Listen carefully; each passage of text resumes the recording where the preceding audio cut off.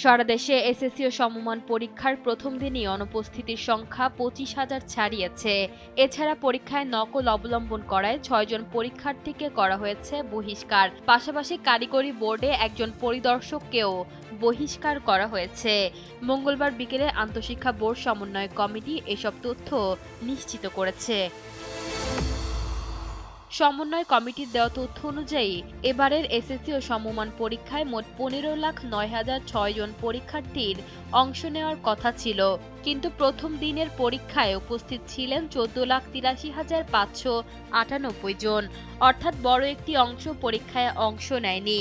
সারা দেশে মোট ৩,৮৭৫টি কেন্দ্রে এই পরীক্ষা অনুষ্ঠিত হয়।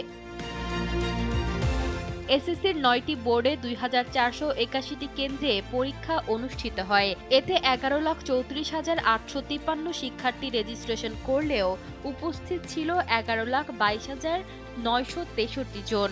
৯ বোর্ডে মোট অনুপস্থিত শিক্ষার্থীর সংখ্যা ১১,৮৯০ এবং বহিষ্কৃত হয়েছে ২ জন। দাখিল পরীক্ষা ২০২৬-এ মাদ্রাসা শিক্ষা বোর্ড মোট শিক্ষার্থীর সংখ্যা ২,৫৪,৯০৩ জন। সারা দেশে ৭৪১টি কেন্দ্র অনুষ্ঠিত কুরআন মাজিদ ও তাজবিদ পরীক্ষায় অনুপস্থিত ছিল ১১,২১১ জন শিক্ষার্থী। মাদ্রাসা বোর্ডে বহিষ্কৃত হয়েছে ৪ শিক্ষার্থী।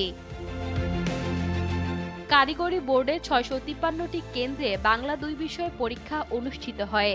এই বোর্ডে ১,১৬,২৫০ শিক্ষার্থীর মধ্যে ১,১৬,৯৪৩ জন উপস্থিত ছিলেন।